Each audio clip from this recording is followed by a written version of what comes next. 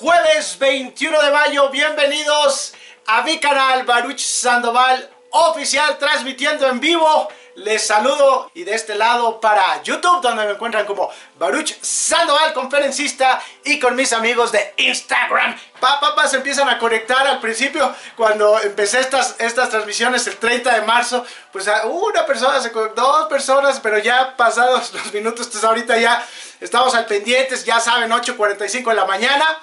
A 9 de la mañana con una capsulita de desarrollo humano. Ayer y hoy vamos a estar revisando el libro del Dalai Lama, de editorial de bolsillo, que se llama El universo en un solo átomo. Y ahorita voy a explicar a qué se refiere con el universo en un solo átomo. Es en realidad un título, lo voy a tener que decir así, es un poquito sarcástico del Dalai Lama. Ahorita voy a explicar por qué. Y él cuál cree que es el error de la humanidad actualmente, ¿no? Dalai Lama parte 2, Dalai Lama y la ciencia. Fíjate, la base y plataforma de esta parte 2 es: el estudio científico se limita al mundo físico, que incluye el cuerpo humano, cuerpos astronómicos, cuerpos atómicos y su funcionamiento y su estructura, pero al fin todo es materia.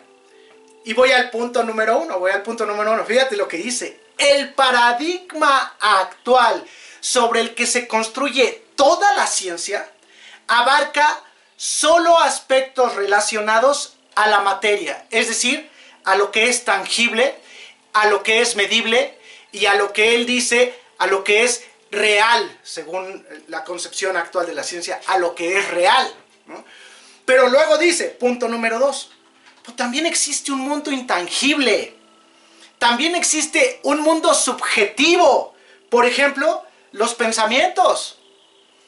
Tú no puedes medir un pensamiento. Tú puedes medir en un escáner, ¿no? Los escáneres ya hoy electromagnéticos ya pueden medir las funciones de las redes neuronales y se pueden medir las relaciones sinápticas entre células nerviosas. Pero de ahí a saber qué está pensando la persona es un rollo diferente. Porque eso es algo muy subjetivo. Fíjate, cómo lo dice él. Es un mundo intangible y subjetivo. Los pensamientos, las emociones, los valores y las aspiraciones resultantes de la intrabiografía de cada persona. Dice, ¿eso cómo lo va a medir la ciencia? Eso no lo mide la ciencia. Dice, por eso dice, todo el universo, se refiere al universo científico, está enfocado en un solo átomo. Dice, porque toda la ciencia está enfocada en lo que el ser humano ha determinado como real, como lo tangible, como medir canicas, como pesar canicas y como jugar con canicas. Pero no estudia y no le entra al mundo intangible y al mundo subjetivo de los pensamientos, de la imaginación, de la construcción a través de visualizaciones creativas. No le entra al mundo de las emociones. ¿Por qué me siento como me siento? ¿Por qué a veces estoy triste? ¿Por qué a veces estoy alegre? ¿Por qué entro en estados de ansiedad? Y si eso no lo miden. Eso no lo miden. Y cuando lo miden, miden los aspectos negativos como la depresión. Y si hay un montón de estudios de la depresión. Y dice, ¿por qué no hay estudios acerca de la felicidad y de la alegría? El Dalai Lama, él escribe el universo en un solo átomo. Fíjate cómo él dice, la unión entre la ciencia y la espiritualidad para salvar al mundo. Así lo pone, para salvar al mundo. Punto número 3. Si desdeñamos esto último, es decir, lo subjetivo y lo intangible, si desdeñamos esto último, como si no desempeñara un papel importante en la vida humana, nuestra comprensión de la realidad sería una comprensión incompleta. Incompleta. Entonces ayer platicaba de este tema del Dalai Lama, como él dice, no intentes buscar todas las respuestas de tu vida en la ciencia. Hay cosas que la ciencia no te va a poder explicar. Y ustedes ya lo vieron, ¿no? Hay como 100 estudios. Hay como 100 estudios en la actualidad. Fases para la vacuna del coronavirus. Hay como 100. Hay como 100 que están pasando a la siguiente fase. Pero todavía no se sabe cuál de esas va a llegar a la final, ¿eh? Casi todas no van a llegar a la final. Llegan 2 o 3 opciones. Si desdeñamos esto último, como si no desempeñara un papel importante en nuestra comprensión de la realidad, este asunto de lo intangible y de lo subjetivo, si desdeñamos todo eso, vamos a tener una comprensión de la realidad incompleta, mocha, a la mitad.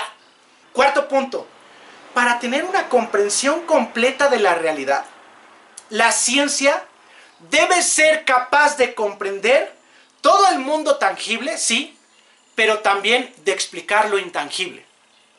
Debe ser capaz de explicar, y esto lo pongo como el gran reto de la ciencia, ¿qué es la conciencia? Fíjate el juego de palabras que pone. La ciencia debe explicar qué es la conciencia. ¡Pácatelas! ¡Pácatelas! Trata de imaginar dónde está tu conciencia. Si te cortan un brazo, ¿tienes conciencia? Si te cortan una pierna, si te cortan las dos piernas, si te cortan los dos brazos, ¿sigues siendo tú? Y la respuesta es sí. Hay personas que han estado en coma y luego despiertan del coma y siguen siendo ellos. ¿Dónde radica la conciencia? ¿Dónde está la conciencia? Dice, esa es una respuesta que no nos ha dado la ciencia. Apenas con los estudios neurofisiológicos, ahí está el doctor Joe Dispenza como uno de los más avanzados, el doctor Deepak Chopra, como también tratando de comprender cómo este tema de la conciencia abarca ciencia, pero también abarca subjetividad.